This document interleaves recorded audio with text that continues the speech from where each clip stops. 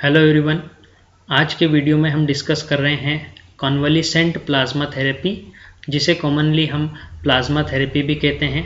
Video में हम समझेंगे प्लाज्मा थेरेपी क्या है, प्लाज्मा थेरेपी की प्रोसीजर क्या है और कोरोना वायरस इन्फेक्शन के ट्रीटमेंट में प्लाज्मा थेरेपी का क्या रोल हो सकता है। सबसे पहले हम समझेंगे प्लाज्मा क्या है।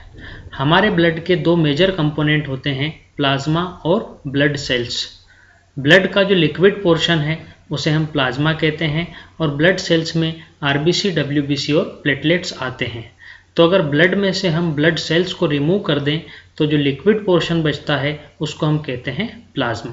तो प्लाज्मा येलोइश लिक्विड होता है जो ब्लड के टोटल वॉल्यूम का अराउंड 55% होता है। प्लाज्मा में ब्लड सेल्स एब्सेंट होती है लेकिन एंटीबॉडीज प्रेजेंट होती है। अब समझेंगे कॉन्वलिसेंट प्लाज्मा क्या है। ऐसे इंडिविजुअल जो किसी इन्फेक्शियस डिजीज से रिकवर हो गए हैं उनके प्लाज्मा को हम कहते हैं कन्वलिसेंट प्लाज्मा।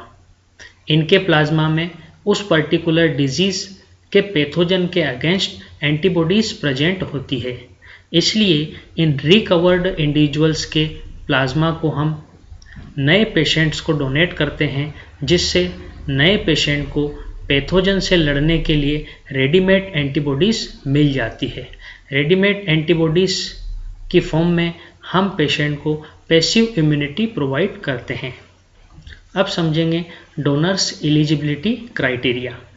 किन लोगों के प्लाज्मा को हम नए पेशेंट्स को डोनेट कर सकते हैं। यहाँ पहली कंडीशन है डोनर जो है वो उसी डिजीज से रिकवर्ड होना चाहिए।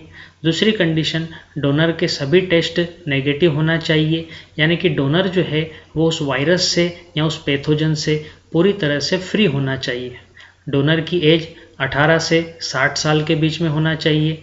डोनर का वेट जो है वो 50 किलो या उससे ज़्यादा होना चाहिए। और सबसे इम्पोर्टेंट कंडीशन है डोनर जो है वो किसी भी ट्रांसमिसिबल डिजीज से अफेक्टेड नहीं होना चाहिए, यानी कि डोनर को HIV, एड्स या हेपेटाइटिस A या हेपेटाइटिस B इस तरह का कोई इन्फेक्शन नहीं होना चाहिए। अब हम बात करें क्या कोरोना वायरस इन्फेक्शन के ट्रीटमेंट में प्लाज्मा थेरेपी जो है वो 100% सक्सेसफुल है, तो अभी ये प्रूव नहीं हुआ है। अभी की कंडीशन में प्लाज्मा थेरेपी जो है वो एक एक्सपेरिमेंटल प्रोसीजर है। कोरोना वायरस इन्फेक्शन में ये कितनी सक्सेसफुल है ये अभी तक पूरी तरह से प्रूव नहीं हुआ है। दूसरा, प्लाज्मा थेरेपी जो है कोरोना वायरस इन्फेक्शन के केस में सिर्फ क्रिटिकल कंडीशन वाले पेशेंट्स को ही दी जाती है, यानी कि अगर कोई यंग इंडिविजुअल जो है वो अगर कोरोना पॉजिटिव डिटेक्ट होता है तो ऐसा नहीं है कि उसे सीधे ही प्लाज्मा थेरेपी दी जाएगी। सिर्फ उन कंडीशन में जब पेशेंट की कंडीशन बहुत ज़्यादा क्रिटिकल है, पेशेंट का इम्यून सिस्टम बहुत ज़्यादा वीक है, पेशेंट जो है वो रेगुलर मेडिसिन को प्रॉपर रिस्पॉन्ड नहीं कर रहा है, उस कंडीशन में अभी प्लाज्मा थेरेपी यूज़ की जाती है।